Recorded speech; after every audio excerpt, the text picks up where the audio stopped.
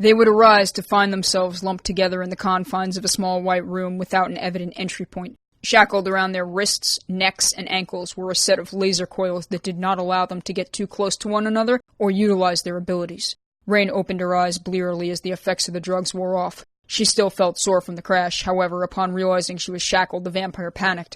"Jenny?" she called as she sat up. The woman did not respond.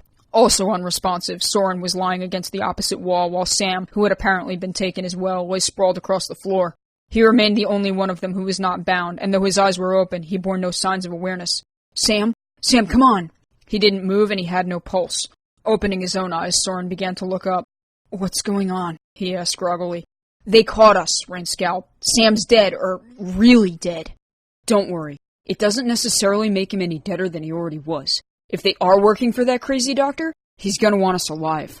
"This is being alive?" she snapped as she tried to rip free. "This is being captured instead of murdered. It's not great, but I'd rather be alive than a smudge on the pavement."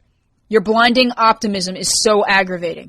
Soren kinda saw her point, although before he could recant it, a strange hiss ushered from the opposite side of the room, and a door that had not been present before suddenly manifested. Kicking and screaming, a riled youth was thrown in by one of the men. The boy winced and turned, though by the time he'd gotten up, the door was gone. Racing forward, he was pulled back by the same set of green shackles that held the others. "You're that little demon," Rain spat, recognizing him as the same child who had led the strike at the laboratory a few weeks prior. He still bore the slight indent on the side of his face where Vance had nailed him with a baseball bat. At her remark, however, his expression shifted from agony to annoyance. "How's your head doing, shrimp?" Watching her try and claw her way through the binds, he spoke. "You might as well not waste your time. You're never going to get those off." "Just like we were never going to escape that lab, huh?" "That was a technicality. There were factors involved we could not foresee. But that's irrelevant now." For a 10-year-old, he had quite the vocabulary. Pulling himself up, he took a seat against the opposite wall. "Irrelevant? Why the hell are you even here? Is this their way of torturing us?" "Torture?" The boy arched a brow and went to readjust his glasses. "This isn't torture. It's business. Those pirates were hired by my father's business associate to deliver those two." He gave a nod toward Soren and Sam. "The doctor has never been good with keeping a fair deal, especially with those he thinks he can manipulate. There was a bit of a language barrier, or so he thought.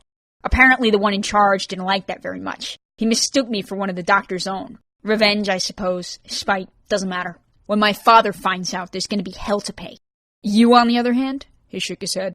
"He'll make profit of you elsewhere." "Thanks, Dexter." Ren saluted him with 2 fingers. "How are you feeling?" she asked as Johnny came around. "I feel awful," she muttered. "It's Drexel, not Dexter," the child grumbled, completely missing the point. "There is no door." Rain shook her head. "We're locked in, Jenny. The door only opens when someone comes through." "Hey, you seem to know more about what's going on here than we do," Soren said to the boy. "Is it possible to get out of this room?" "Anything is possible. Probable, however?" He shook his head. "That's an entirely different story." Jenny straightened her shirt before she noticed Sam. "What happened?" "Someone must have taken the stone from him," Soren reasoned. "If it comes back to him, he'll be okay, right?" "He should be. I was under the impression that the incantation written on it was the only way to banish the archetype." "Yes, well, good luck getting it back." "And who might you be?" Jenny regarded the boy. "He's the little shit that was brought in here by the riders." "Kinda like yourself?" He gave Rain a sharp look. "I'm here because the doctor tried to give that pirate a raw deal. He kidnapped me out of spite. Funny, I'm not on his resume. He just started a war with a whole other company." "The doctor?" Jenny blinked rapidly. "What doctor?" Rain had never told her mentor about her adventure in Cypress Town. "Dr. Convera." "What? You didn't think this was a random act, did you? After they got away from him, the doctor hired that fiend to correct the mistake. You don't gyp a pirate on payment and expect to receive your prizes. Although that stone you were talking about." He looked at Sam. "I do believe that was one of the things that got spent off." The look of fury that spread Jenny's face had Rain edging toward the door. "Rain, what have you done? You went there? To that town?" Her tone began to rise, though Soren cut in. "Rain helped my cousin to rescue me from that madhouse. She saved a lot of lives. Convera isn't after her. I have a feeling you two were captured because of circumstance." "Jenny, I had to help them," Rain stammered. "Fat lot of good that did," the little boy replied. "What are you talking about? We kicked your ass." "You got a cheap shot with a baseball bat," he hissed. "Who are you?" Jenny questioned. "Are you Convera's son?" "Convera doesn't have a son, and I was just following orders. That machine wasn't going to kill you. It was meant to harvest energy. My father is not a murderer. Jenny studied him for a couple of minutes. Harvest energy. You must be a Drexel, she said scornfully. I'm glad you hit him with a bat, even if he is a child. Well, aren't you charming? Quite, but not to those who stand by idly while evil things are done. So what is the plan then? These binds. Soren reached down to try and manipulate the energy that bound his wrists. They have some kind of draining property. I can get through them, but... Let me try. Rain held up her hands and Jenny exposed them to heat. I wouldn't do that, the boy said as they delivered a painful electric jolt. Biting her tongue, Rain drew blood. Jenny handled it similarly, falling to her knees as she struggled through a wave of shock. Amateurs. Those binds are plasma charged. If you try and expend an energy output over a certain amount of watts... The child shook his head. Look, kid, Soren grumbled. You're not helping. Are you two all right? A little fried, Jenny answered tightly. I don't think it's a good idea to try and forcefully break these things. I'd summon the Dawn Cutter, but I'd rather not wind up electrocuted. Not to mention, he threw a brief glance in the direction of the upper left-hand corner. I have a feeling we're being watched. Of course we are. Jenny smoothed her hair.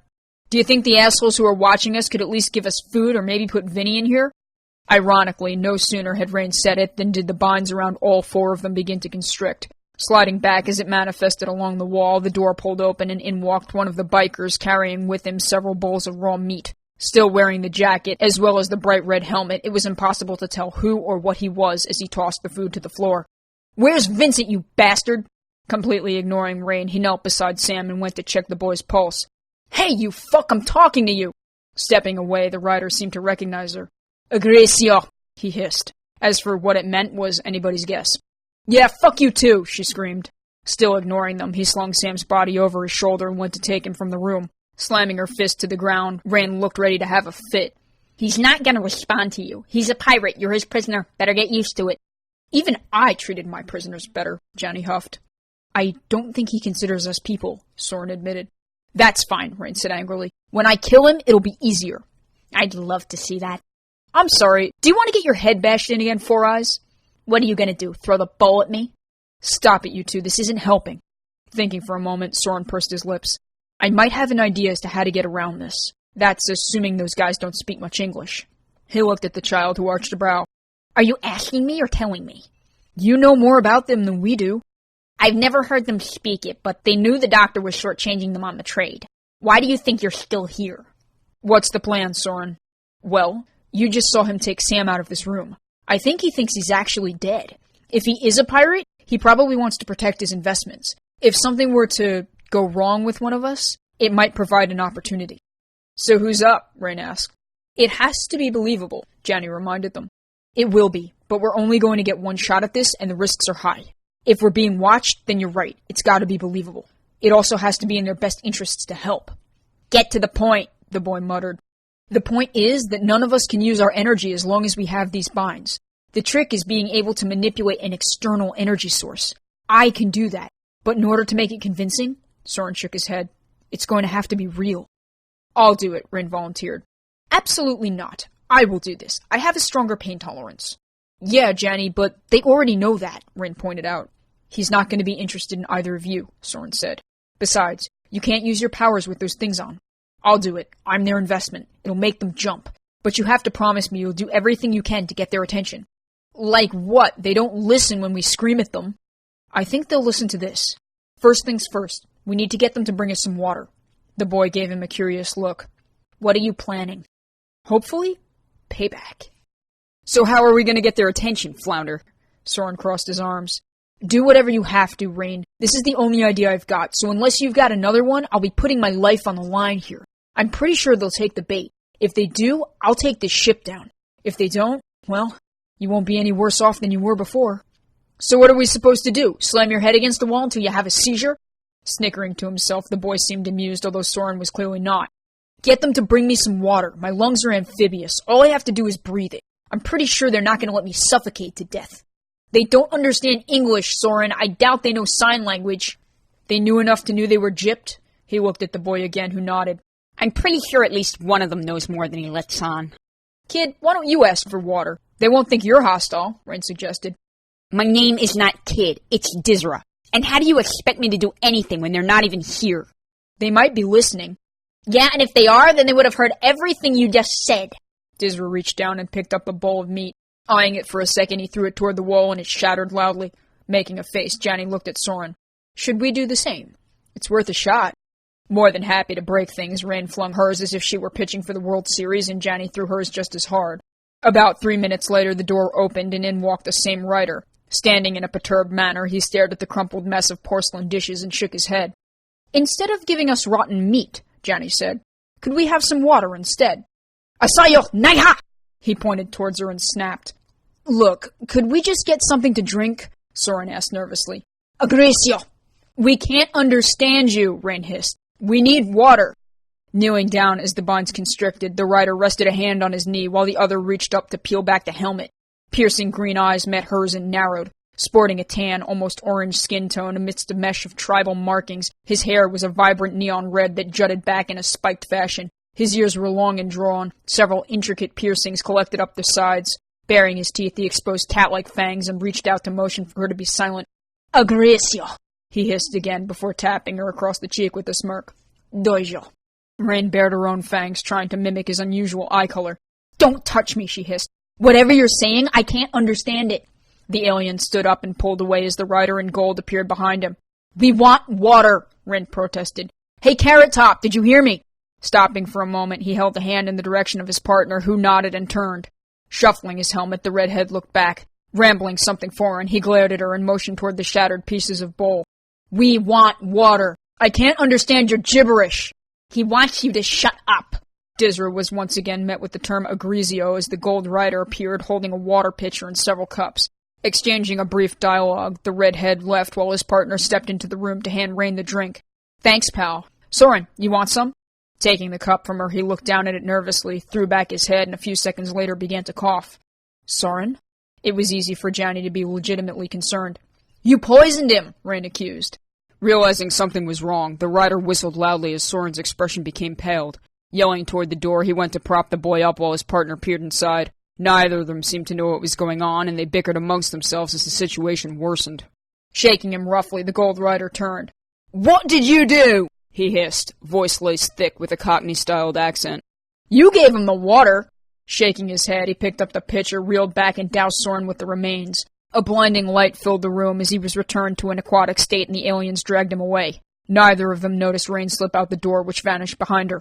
The girl was left standing amidst the winding corridors of a long black hallway, done up in an alien-esque fashion, the only light emitted from a series of orange globules that pulsated the walls and ceiling while several tunnels wormed their way in different directions. Brushing the bangs from her eyes, she tried to see if she could find a door. Cold and rough against her skin, its black shell was not the friendliest of substances. There was a keypad a few feet down and an odd glyph that appeared to require a DNA signature to open. As Rain neared it, however, the ship gave a lurch. Wavering in a manner indicative of unrest, a groaning noise began to echo, followed shortly by the sound of warping metal. Growing ever louder, the whole thing quivered and suddenly took a nosedive as an alarm went off overhead. Rain figured Soren had completed his objective. Upon hearing the alarm, however, she began to grow nervous and started to run in the opposite direction. A few seconds later, the door opened and both riders tore out, followed by a torrent of water that began to fill the compartments. Ignoring Rain, they raced down in an adjacent hall, and the alarm continued while the ship picked up speed upon its descent. Back in the containment room, Johnny looked ill. That's not supposed to happen. Dizra got up, only to be sent to the floor again as the ship made impact and the entire thing rattled like an earthquake. Roaring angrily, it sounded as if the hull had been breached. Electrical wiring fizzled while malfunctioning equipment squealed and groaned. The door to the holding cell was revealed as whatever mechanism kept it in place gave out. To top that off, the bindings around their arms and wrists began to decay, fading to dust and flaking to the ground while they shattered. Unfortunately, they didn't have time to ravel in their victory. The impact had destroyed the front of the ship, and the entire thing began to fill with seawater. Come, Johnny bade Dizra, unwilling to leave a child in her presence. Not one to be told twice, he raced out the door. That's not good. This way. Motioning upward, he sprinted down the hall, which was resting at an almost vertical angle. I don't have time for this. Slamming a fist against the code lock, the entire thing short-circuited, causing it to slide open as several boxes came tumbling out. Dizra, there's another boy on this ship. He is younger than you. Johnny could hear Rain calling her. You're talking about the kid with the black hair? He asked as he tried to steady himself. Yes, she said anxiously. How did you know? He's just a baby. He won't stand against the water. Drawing a deep breath, Dizra shook his head. He's not on this ship, and if we don't leave now, we're not going to stand a chance either. Pulling himself into the preceding room, which resembled a mechanic's worst nightmare, Dizra made it to the farthest point and suddenly drew from his back the 6-clawed tendrils he'd used to assault Rain and Company. Only this time, instead of taking them to the vampires, he bore them into the ship's wall. Climbing out of the hole he'd made, he used his claws to peel away the outer shell and reach down to help Janny and Rain, who entered shortly after. "Where's Vinny?" Rain asked while Janny grabbed a hold of her. "Not here." Struggling to yank them up, Dizra stood as the ship sunk into the vast span of the Atlantic, the edge of the jetties protruding in the distance. Janny began to look nauseous. "I cannot swim." "Everybody can swim. Just because you can't do the butterfly stroke doesn't mean you're gonna sink." Dizra wasn't thrilled about it either. "If you panic, you'll drown. Just lay on your back and you'll float." His claws vanished and he jumped in. No, I cannot," she said quietly. "Janny, it's okay, I'll help you. No one's gonna drown you here," Rain whispered as she pulled her off. Immersing herself in a panic as memories of a terrible incident resurfaced, Janny struggled to come back from the jump while Rain pulled her to shore. Vanishing into the sea, the ship's glowing golden electricity faded to blackness until only the reflection of the stars remained. Noticing Janny struggling, Dizra reached out and offered her a lift. Furiously trying to keep her head above water, she resembled a drowned rat. "Where's Vincent?" Rain asked once they were safely across the jetties. "Not on that ship," Dizra panted as he set Janny down and proceeded to rub off his glasses.